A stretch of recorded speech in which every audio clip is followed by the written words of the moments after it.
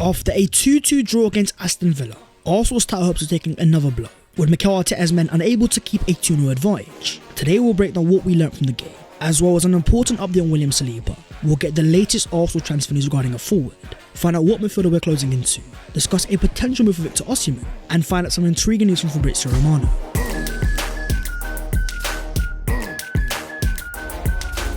Yo, what is going on guys? My name is Bass14, welcome back to your boys channel. On a day that Arsenal had a decisive game that didn't go in our favour, the impact on the season is going to be massive.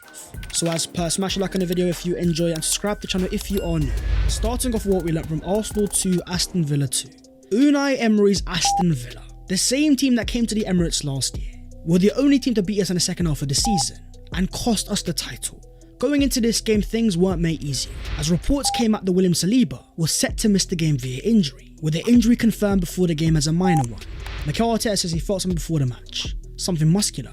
I don't think it's too much, but he could not train yesterday. He wasn't feeling good enough to play, so we have to assess the situation. But after the game, Mikel Arteta wasn't as optimistic, saying that he's very worried about the situation. According to reports in France, Saliba is set to be silent for 2 weeks and will face a race against time to be fit against Manchester City. If it is to be a hamstring injury and it is 2 weeks, Saliba could miss potentially 5 games. Zagreb, Wolves, Girona City and Newcastle. For Arsenal, their team remains very unstable, having made a total of 16 changes in the last 7 games, from neither right back or left back managing more than 5 games in a row, to the left 8 changing every 4 games, 8 changes to the right wing in the last 9 games. That's 8 players out injured for Arsenal, the 5th highest in the league, while Liverpool have only had 2. As much as we demand excellence as fans, we can't forget the impact of continuity. If your best players are consistently unavailable, a drop-off is inevitable. But for the game itself, Arsenal had to adapt. In come Yuri Timber at centre-back, with Thomas Partey back at right-back, and Mikel Merino midfield, and those changes proved to be pivotal. For Merino missing opportunities to win the game, Timber still thriving as a centre-back, we have to talk about Thomas Partey dropping a 7.1 rating. Starting a right-back for the 6th game this season, with 3 clearances, but also an error that led to a shot. His stats on paper look fine, but we all know what we have to focus on. The basic lapse of concentration that led to the Aston Villa equaliser. We can talk about Partey not working a right back. The fact that in the 6 games he started the season there, Arsenal have failed to win all 6. But in that specific moment there, it's nothing to do about positioning. It's more about a basic error, a lapse in concentration, to not just lose his man but also not track him after. For a player of such experience that has played in the Champions League, part of a Diego Simeone side, known for being defensively secure, as former Arsenal player Paul Merson said after the game, you simply cannot do that. We're not here to scapegoat, but when you have such a vital moment in the game, your team has just conceded a goal, to drop points on such a basic error is a real hard pill to swallow. But we also have to look towards Mikel Arteta, having seen Arsenal fail to win 6 games with Partey at right back. I get there's no Ben White or Tomiyasu. With no Saliba, Timber playing a centre back made sense, but when you've got Kivior, Zinchenko and Tierney on the bench, 3 more natural fullbacks, having shown the ability to move fullbacks over to the other side in the past, why go with Partey at right back once again? And thankfully in terms of right back, according to reports, Ben White is set to be back in training with the rest of the Arsenal first team squad this month. We also have to talk about another key moment in this game, the potential Arsenal winner ruled out by VAR, with Mikel Merino shooting from outside the box, deflecting off Kai Havertz into the goal. Was it a handball or was it not? While on some angles it looks like it came off Havertz's body, from other angles it's more and more clear. It definitely brushes his hand. Is it unlucky? Yes. Is it unfortunate? Of course it is. It's very slight and it's very harsh, but the Premier League, the rules are very clear. Even if the ball brushes your hand before scoring a goal, it will not be allowed to stand. But according to Aston Villa striker Ollie Watkins after the game, seeing it back there I think it's gone in favour for us. If it was against me, I would be very disappointed. I'm not sure, but that's what VAR is there for. Even Mikel Arteta said after the game the decision was made, we have to move with it. But the bigger concern is this stat here. Having now dropped 12 points winning positions this season, where Liverpool have only dropped 4, 2-0 up and you drop a 2-goal lead in a matter of just 8 minutes. Villa are a good side, they can produce moments. Merino and Partey can both do better for their goals. But how do Arsenal respond after that? Passing around the back at a slower tempo, wasting more and more precious minutes, instead of trying to actually sustain pressure. It just shows how different we are to Liverpool.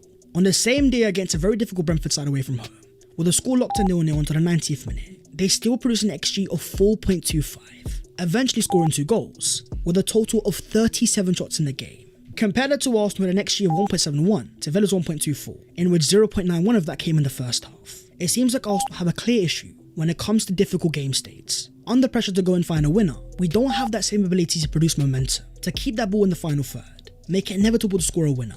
Instead, all I see is resetting play, playing around the back, and as a fan it is so frustrating to watch. A clear lack of urgency to go and score a winner, Not how bad a performance of the captain Martin Odegaard, dropping a 6.4 rating. With only 1 chance created all game, 2 of 11 crosses, 0 successful dribbles and 0 ground balls won. In the 97th minute, given a chance for the last kick of the game, a free kick in a very dangerous area floated straight into the goalkeeper's arms. We've talked about Martin Odegaard, we all know his quality. When put in the right environment, he can be a world-class player, but their stats right now are looking very damning. 0 non-penalty goals all season, only 2 Premier League assists from a player that is meant to be our Kevin De Bruyne. We're at a very harsh stage of the project. In the league, Arsenal haven't lost a game in 13, yet fans are demanding more rightly. We've seen last year and the year before that, Arsenal losing out on the title on fine margins. We then look at Arsenal against the top half team versus the bottom half. In the bottom half, Arsenal have won 9 of 10, only drawing 1, with 28 possible points. But against the top 10 games, 2 wins, 6 draws, and 2 defeats. After the game today, there's now 11 games, with 7 draws. That just shows the fine margins. 7 games that could have been wins, games that Arsenal were ahead in, but they weren't able to go and score a winner, with the game at an even game state. For Martin Odegaard himself, the numbers are going to be very important now. With the potential arrival of Martin Zubimendi, Declan Rice are anchoring this team. With the amount of players that we have in the build-up, Timber, Lewis Skelly, Saliba, Odegaard's job is no longer to just be part of the build-up. He needs to be a final action player, a difference maker. Less of a number 8 and more of a number 10. With the likes of Ethan Nwaneri breaking through, talks about Florian Wirtz as well. Pressure is definitely building on the captain. One Arsenal player that can definitely hold his head high though was Leandro Trossard. An 8.4 rating with 2 assists, 1 successful dribble, 3 key passes and 2 big chances created. He nearly scored the winning goal and that was so agonisingly close, but the performance itself was another top one, having scored a winner against Tottenham in the midweek. In the last 2 games he has definitely stepped up, thriving more on the left hand side, beating his man consistently. On the right hand side you also had Gabriel Martinelli scoring, having now scored 6 goals this season, the same amount he had all of last season, with 15 less games played. But with the game at 2-2 and Arsenal needing a winner, where a lot of players weren't showing urgency, one player that definitely was Declan Rice. Starting as a number 6 with a 7.5 rating, 51 accurate passes, 1 key pass, 4 out of 5 ground balls won. The performance itself actually wasn't much of a number 6, not scared to drive forwards, get Arsenal up the pitch. Even in terms of the potential winner, Rice was a major part of that. When you spend £105 million in a midfielder, you often ask why. What's his standout trait? Rice for me is an absolute all-rounder. Yes, he can defend as a number 6, but he's also got fantastic ball carrying capacity, ability to arrive into the box with fantastic movement. Think less of your Rodri type, a pure number 6, and more of an old school Steven Gerrard, an all-round midfielder that can excel in multiple positions. You also had Miles Lewis-Skelly, another very sturdy performance, but ultimately it was not enough to get a win. A 2-2 draw despite going 2-0 up. After the game, Mikel Arteta says, "I'm incredibly proud of the team. I thought it was an immense performance. Playing 3 times in 6 days with the same players, not having enough to change it. I cannot be prouder than that." I can't really blame Mikel Arteta for today's results. We can talk about Partey starting at right back, but with no Tomiyasu and no Ben White, then no William Saliba, his hand was slightly forced. You then have a look at the Arsenal bench. A whole host of defenders, youngsters, and the single experienced attacker of Raheem Sterling.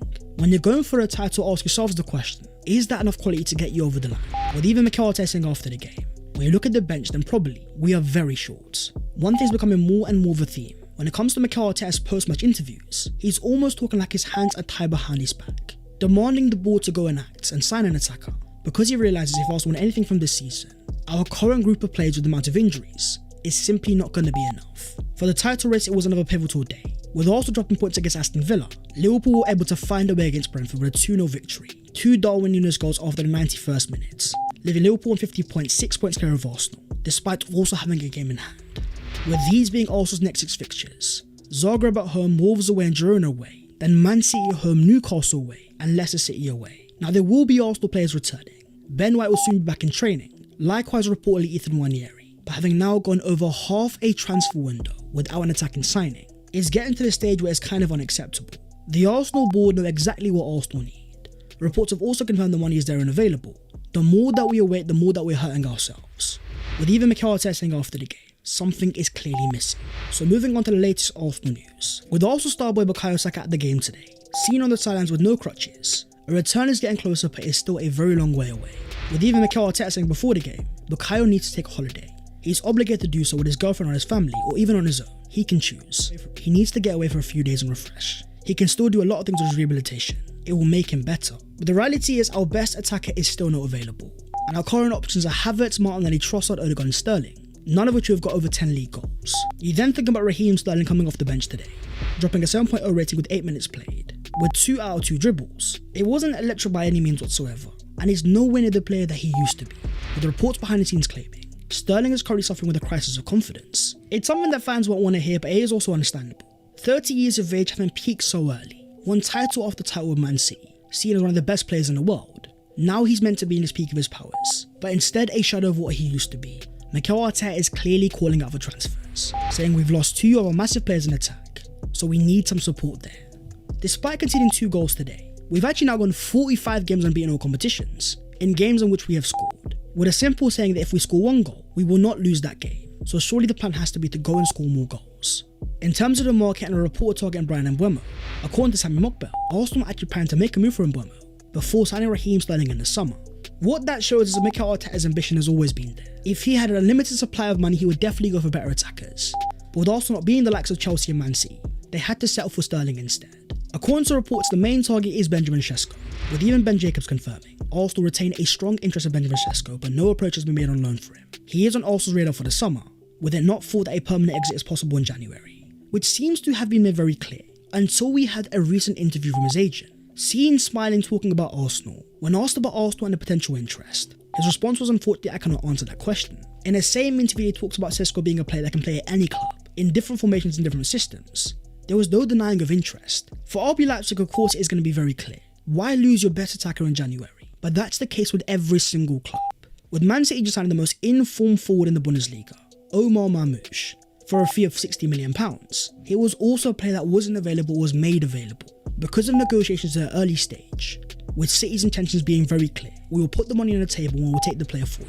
For Sesko himself, according to reports, he actually has a £60 million gentleman's agreement inside his contract to allow him to leave in the summer, but Leipzig will not sell in January unless someone comes with a crazy offer, and it's hard to see Arsenal paying massively over the odds, with even more reports now claiming Arsenal are now considering a £70 million offer for Sesko this window after the Gabriel Jesus injury. The reality is Sesko is always going to be expensive, whether it's now or in the summer. A gentleman agreement is not a release clause. Leipzig will be just as firm in the summer, so for Arsenal it's a simple question. If you believe Sesko is that guy, the perfect striker, surely it's worth paying the extra £10 or £20 million to bring him in as soon as possible. With a forward crisis and key players missing, a very good chance to still win the title, because Man City aren't the team top of the league. Liverpool have also not invested this January. Their squad is the same that was there last year. A couple injuries could change everything. It's all a question of ambition. Because in terms of the other targets of Dusan Vlahovic, according to David Ornstein, Vlahovic is not a player that Arsenal are particularly hot on.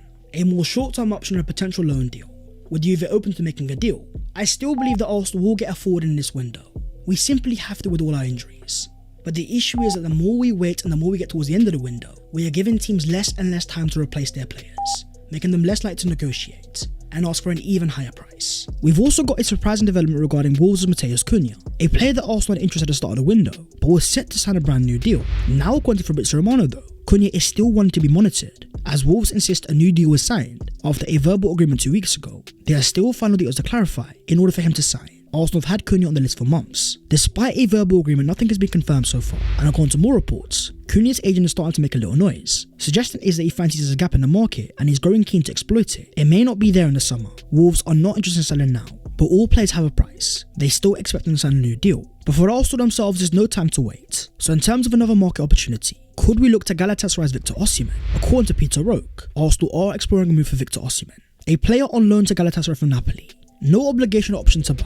Thriving in Turkey at a very high level. 14 goals and 6 assists in just 18 appearances this season. His move to Gala in the first place was a major surprise. Napoli made a very intriguing move, getting Osimhen to sign a new contract before leaving and lowering his release clause from €130 million to 75, which in pounds is only 63 million for a player 26 years of age and the peak of his powers. A clear goal scoring profile that also don't have. Price-wise and profile-wise, it makes a lot of sense, and as Fabrizio Romano has already confirmed, there also could be a break clause on Osimhen's contract this January, in case top clubs try to approach him. It is a very intriguing scenario. Why on earth have other teams not gone for this? For an Arsenal team in need of a goal scorer, Osimhen would be a major level up, in terms of offering elite box presence. One player that Arsenal are closing into though, is a potential midfielder from Norway.